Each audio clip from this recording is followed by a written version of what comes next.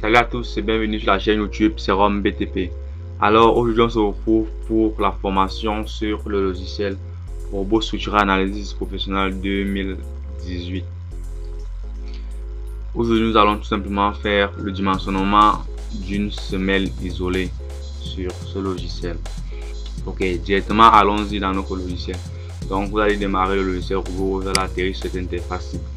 Ok, donc ici comme nous voulons dimensionner une semelle isolée, donc nous avons fait une descente de charge et nous continuons déjà la contrainte du sol. On est venu prendre le module conception des armatures d'éléments en béton armé, puisque notre semelle est en béton armé. Donc on démarre ce module là. Ok, une fois ce module démarré, on va atterrir sur l'interface et comme pour les autres éléments en béton armé, c'est-à-dire les poutres et les potons, on va venir choisir la nouvelle semelle. Ok, donc bien évidemment il y a aussi les semelles filantes, mais ici nous allons dimensionner les semelles isolées. Donc on démarre la semelle isolée. Ok, lorsque on démarre notre semelle isolée, nous avons une semelle par défaut là qui vient. Vous voyez, donc qu'est-ce qu'il faut faire? Il faut introduire les dimensions de notre semelle. Ça c'est la première des choses à faire. Alors vous allez dire pourquoi introduire les dimensions alors que le but c'est d'avoir les dimensions de la semelle et les sections d'acier. C'est vrai, vous pouvez dans un premier temps introduire les dimensions que vous ne fixez pas. Donc si vous introduisez par exemple une dimension, c'est-à-dire la section de la semelle A, B, et vous fixez là, le logiciel va caler sur vous cette dimension. Mais si vous donnez une dimension et que vous ne la fixez pas, lorsque vous allez introduire une charge, vous voyez, le logiciel va prédimensionner votre semelle en fonction de la charge et la contrainte du sol. Vous voyez, donc c'est un peu ça le principe. Donc ici nous allons donner une charge, nous allons donner une dimension à notre semelle et nous n'allons pas les fixer. Là on va laisser le logiciel nous donner les dimensions limites ou alors les dimensions acceptables par la contrainte du sol. Vous voyez, donc on va mettre là par exemple 1,20 m, on se met 1,20 m par 1,20 m. Donc là nous avons H1 qui est la hauteur de la semelle. Donc on va avoir un petit schéma ici inaperçu. H1 c'est la hauteur de la semelle. On va mettre là une hauteur de semelle de 0,32 et H2 qui est la hauteur du fût. Donc ici on va considérer que notre semelle va avoir un fût ou alors pas. Si on est dans les cas des simples bâtiments qui n'utilisent pas forcément de fût, on peut mettre le fût à 0 et ensuite on a H4 qui est le béton de propriété, la hauteur de béton de propriété, donc qui est 0,05. Ensuite on a les dimensions du fût.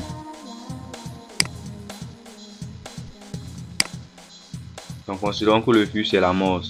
Ok, on va mettre comme hauteur de fût, disons 0,4.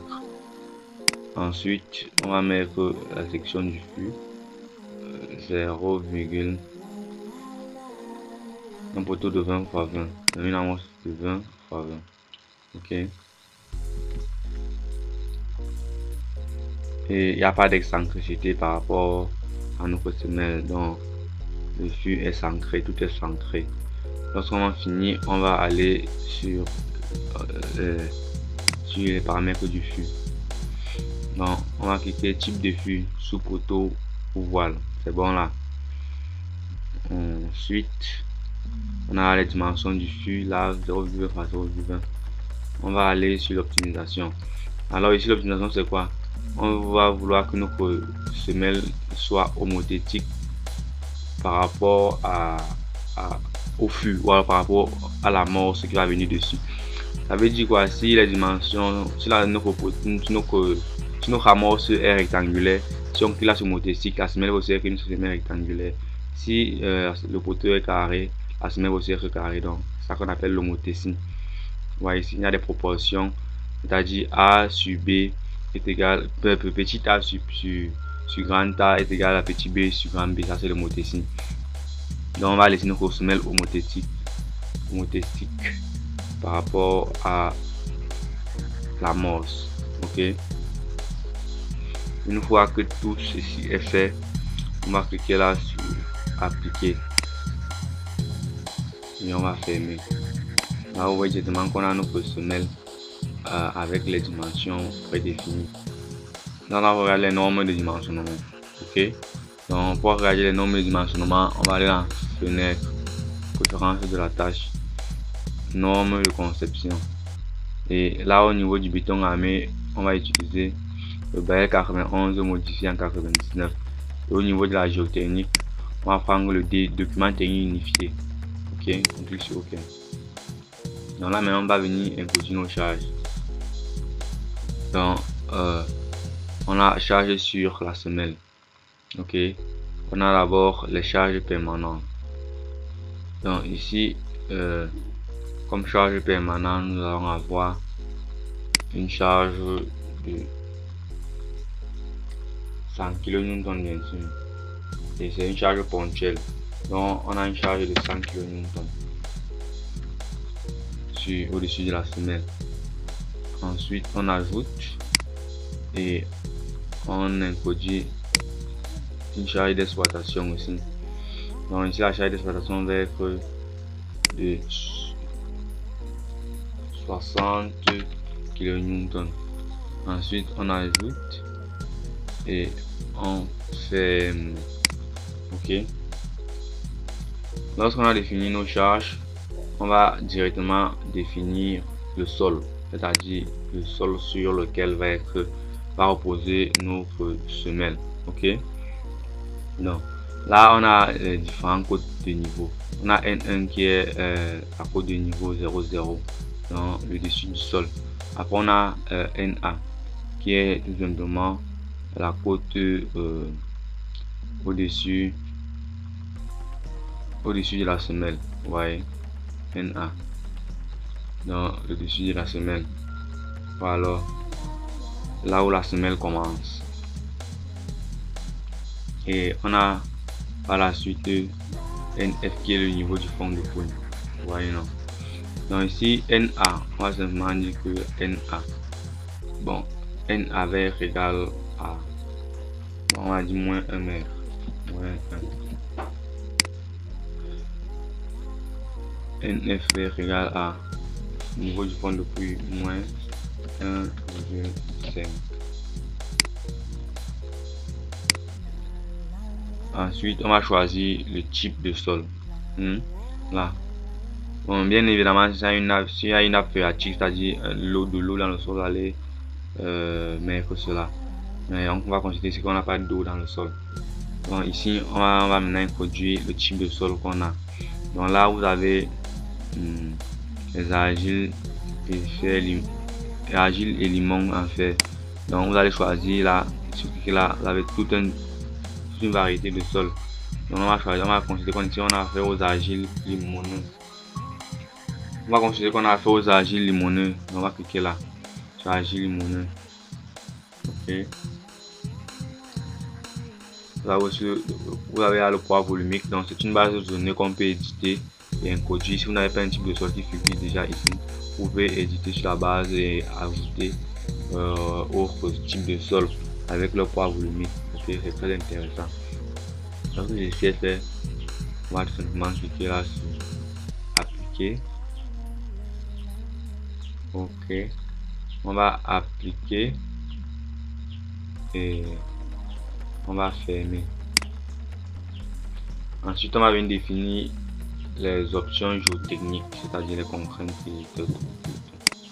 Donc on a d'abord la vérification au glissement, le coefficient de sécurité, le renversement avec son coefficient de sécurité et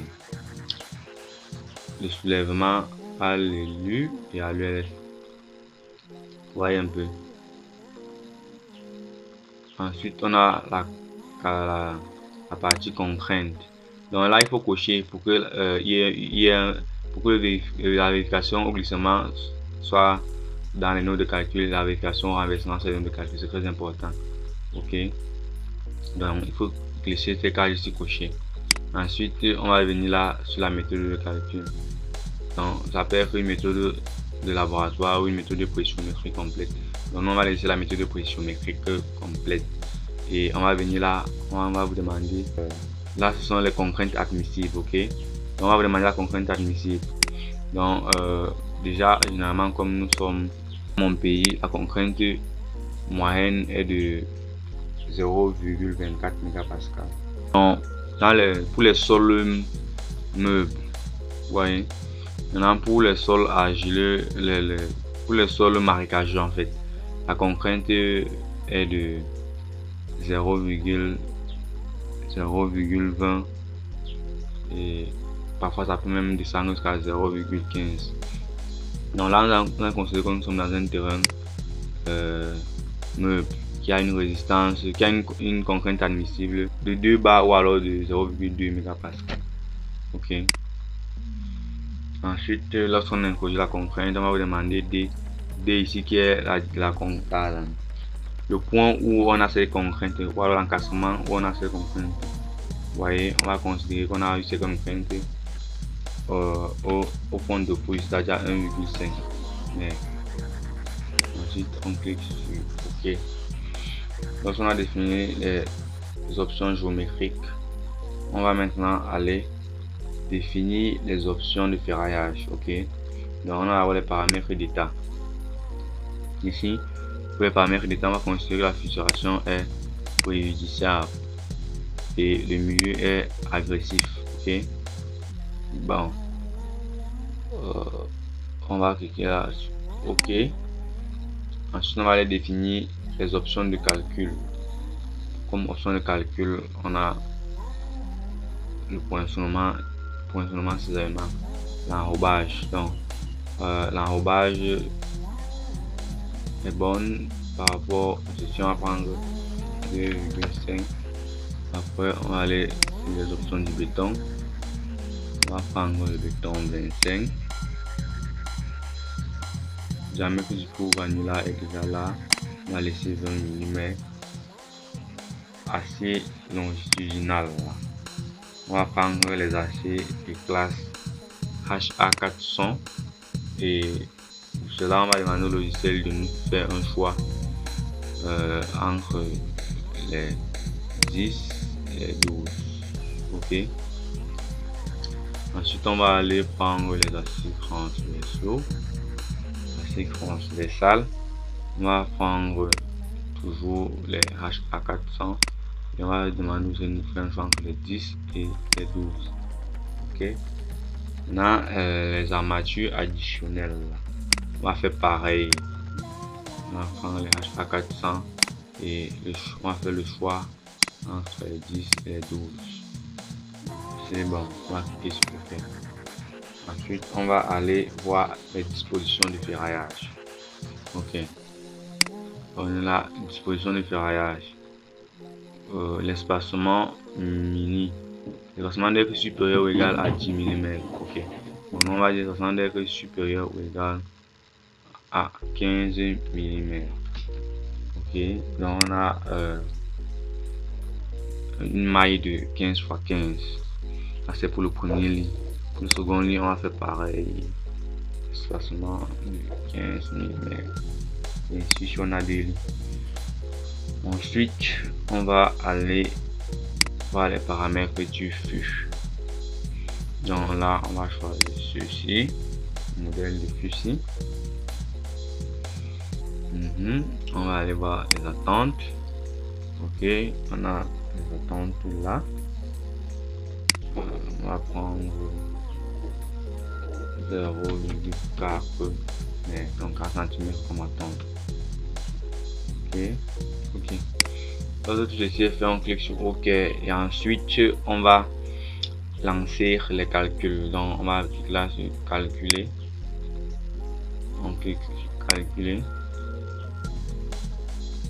Ok, il n'y a pas de message d'alerte ou de quoi que ce soit. Ok, mais quand vous regardez après le dimensionnement, vous voyez que le robot vous a donné une autre section de la semelle. Vous avez pris une semelle 1,70 x 1,70 avec une hauteur de 30. Vous voyez, Pourquoi vous avez ceci? Parce que vu la contrainte admissible de ce que vous avez introduit et la charge, les dimensions de 1 x 1 étaient petites et robot a choisi cette section de semelle ici. Bien évidemment, si vous voulez caler sur une section de semelle bien définie, vous pouvez donc dans la partie géométrique là, vous pouvez donc fixer, mettre une dimension, une section de la semelle et vous fixer de telle sorte que le robot maximise plus les aciers pour pouvoir supporter la charge et la contrainte du sol introduite. Donc on fixe et on va sur le dimensionnement. Bien évidemment, si les aciers sont trop importants, on va vous envoyer un message d'erreur pour vous dire que, un message d'alerte en fait, pour vous dire que la section de la semelle est petite. Bon, là, j'ai décidé de laisser le logiciel me générer la section de ma semelle. Ok. Donc cette section de semelle, ça dépend de la charge que la semelle va recevoir, de la contrainte du sol. Ok. Donc là, nous avons lancé les calculs. On va aller voir maintenant les résultats. Là nous avons les résultats avec le poids de la semelle. Et là nous sommes à l'élu. Nous allons aller à l'élu. Donc là on a les résultats. On a la charge N, c'est-à-dire l'effort au-dessus de la semelle. On a aucun moment, donc tout est ancré. On a le poids des terres. Ok. Donc là, on a les résultats avec les coefficients pour les combinaisons. Ensuite, on a le ferraillage. Donc là, on a le ferraillage de la semelle. Donc là, on a désactivé le flux. Donc après, on peut modifier le ferraillage directement sur le schéma de ferraillage. Donc je sélectionne l'élément, je viens créer par exemple les crochets au niveau de là. Donc je clique là sur extrémité gauche, assez croisé. Je clique là, je choisis l'angle de crochet 145. Et je suis OK. Je fais pareil pour l'extrémité droite, je choisis 145. Je fais OK. Ensuite je vais fermer. Donc après directement on a l'anneau de calcul de notre semelle qui est là. On a l'anneau de calcul. Et pour le plan de ferraillage, on clique là et on a le schéma de ferraillage de notre semelle. Donc c'est très facile. Ouais. Donc c'est fait avec les aciers de 10. Donc vous avez le schéma de ferraillage de votre semelle. Pour enregistrer, vous allez seulement faire CTRL P. Voilà, cette feuille ici. Ensuite, vous cliquez sur OK, vous imprimez la feuille. Vous cliquez sur OK, et vous imprimez la feuille. Pour la note de calcul, vous allez venir là dans ce qui nous intéresse ici, c'est note de calcul. Donc on va aller dans résultat, note de calcul. Et là on va pouvoir dire, on va pouvoir choisir tous les éléments qu'on va voir affichés sur nos feuilles de calcul. Ok. Ensuite on peut enregistrer fichier, enregistrer ou enregistrer son enregistrement de calcul. Ok, c'était tout pour ce tutoriel, j'espère qu'il vous a plu. Dans tous les cas, n'hésitez pas à me laisser vos commentaires, vos questions dans les commentaires, je vais vous répondre. Et n'oubliez jamais, le dimensionnement tient aussi compte du bon sens de l'ingénieur. Vous voyez, donc dans tous les domaines il faut utiliser son bon sens, dans tous les dimensionnements il faut utiliser son bon sens. Ok, à plus et à la prochaine pour un nouveau tutoriel.